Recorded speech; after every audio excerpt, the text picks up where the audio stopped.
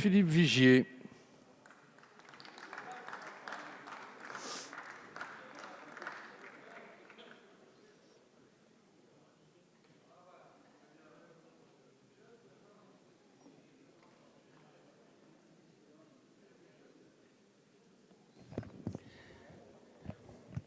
Monsieur le Président, Monsieur le Premier ministre, Mesdames, Messieurs les ministres, mes chers collègues, quel est le sens de ce nouveau chemin que vous nous proposez aujourd'hui? Ce chemin, votre chemin, s'éloignera-t-il de Paris et ira-t-il sillonner les territoires de France, les entrailles du pays, pour s'imprégner des attentes de ceux qui y vivent, se nourrir de leurs expériences et répondre enfin à leur colère et à leurs espérances, bref, leur redonner confiance? Telle est la question que se pose le groupe Liberté et Territoires. La France a souffert, Monsieur le Premier ministre.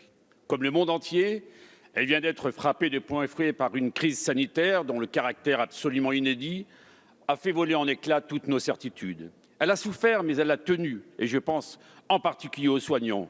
Non pas parce que l'État et lui seul a tenu.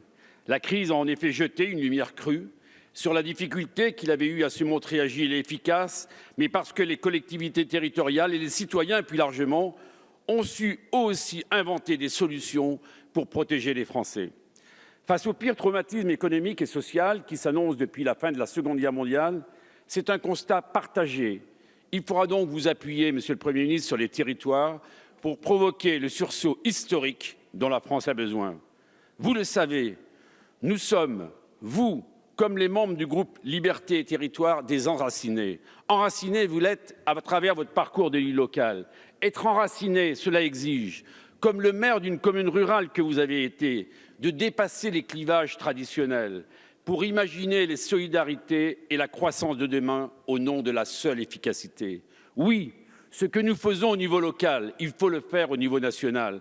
Et c'est dans cet esprit que vous devez travailler avec le Parlement, majorité et opposition, car il y a de l'intelligence dans toutes les têtes pour bâtir ce plan de relance.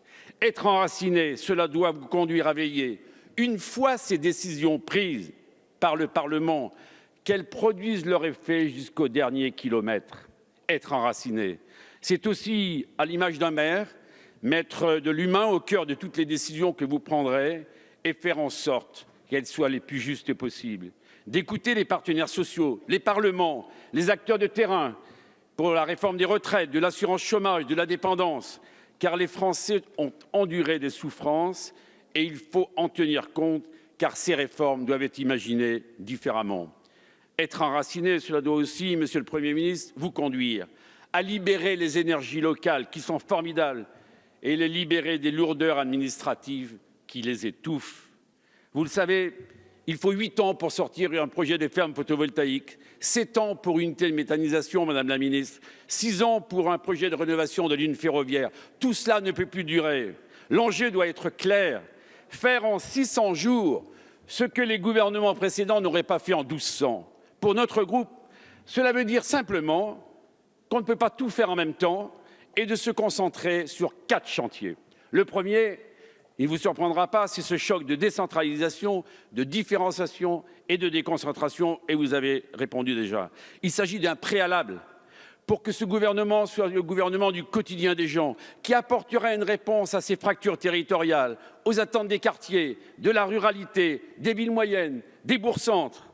Notre groupe a formulé 50 propositions d'une ambition inédite pour rendre les territoires plus autonomes, donner plus de responsabilités aux régions, pour l'orientation, pour la formation professionnelle, pour la gestion des aides européennes, des aides économiques, tandis que le handicap, le logement, les routes nationales ou la cohésion sociale peuvent être complètement confiés aux départements. Nous voulons aussi donner, et c'est très important pour nous, aux collectivités territoriales une capacité à adapter les lois nationales aux spécificités locales, mais aussi de vrais pouvoirs d'expérimentation et un pouvoir réglementaire. La France a eu besoin d'un État fort, d'un pouvoir centralisé pour se construire, mais dans un monde ouvert, sans doute imprudemment au vent de la mondialisation et la responsabilité collective. Elle a aujourd'hui besoin de territoires forts pour ne pas se défaire. Monsieur le Premier ministre, si le nouveau chemin que vous nous invitez à emprunter passe par cette authentique révolution girondine, ce n'est pas simplement la machine de l'État central et décentralisé qui marchera. Ce sera la France qui bougera. Ce sera des hommes et des femmes unis par un même effort, par une même aspiration, dans un même mouvement. Le second défi auquel nous sommes confrontés, c'est celui de la relance économique. Il y aura 1 million de chômeurs de plus d'ici 2021 et des pans entiers de notre économie, pourtant performants, sont fragilisés. L'urgence, c'est de préserver à tout prix les emplois de haute valeur ajoutée dans nos territoires, indispensables pour maintenir leur attractivité. Je pense en particulier au secteur aéronautique, pour lequel ma collègue Sylvia Pinel s'est particulièrement mobilisée. La souveraineté en matière de santé, et on l'a vu récemment, d'alimentation, d'agriculture, je le dis pour Julien de Normandie, de numérique, d'industrie. Osez bâtisser, Monsieur le Premier ministre, territoire par territoire, une stratégie de protection de l'emploi, de relocalisation, de création de nouvelles filières, en utilisant les savoir-faire locaux. Cela suppose d'investir massivement dans l'indépendance et la rénovation énergétique, dans les infrastructures on a tant attendu, dans la mutation des modes de transport, la diversification des modes de production et de distribution dans l'agriculture, sans oublier le pilier essentiel qui est la couverture numérique, car le New Deal est à la peine et le déploiement des 5G erratique. Cela suppose aussi une gouvernance, et vous l'avez dit. Alors je vous dis, Monsieur le Premier ministre, allons-y ainsi. Pour être plus réactif, il faut des clauses de revoyure avec le Parlement, avec les élus locaux, pour voir si oui ou non ça marche. Faisons du bâtiment un moteur de la reprise, en relançant la construction des chantiers dans le neuf, en étroite collaboration avec les collectivités locales. Sauvegardons nos outils de production agricole, nos jeunes agriculteurs en proie au doute, en proie à de nouvelles réglementations toujours plus contraignantes, en proie à une concurrence déloyale, où il n'y a plus qu'un seul objectif, c'est d'agrandir les exploitations, et Jean-Michel Clément en parle souvent.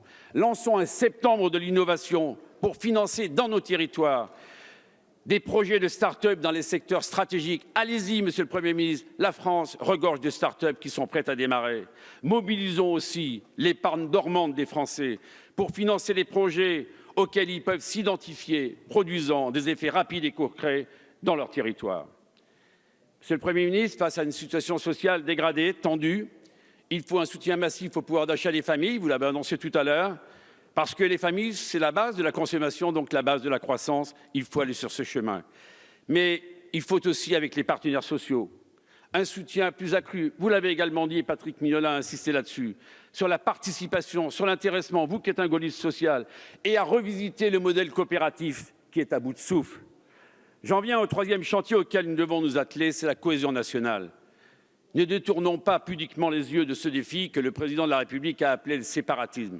Et vous avez prononcé des mots forts, et auxquels la crise sociale va donner une ampleur inédite.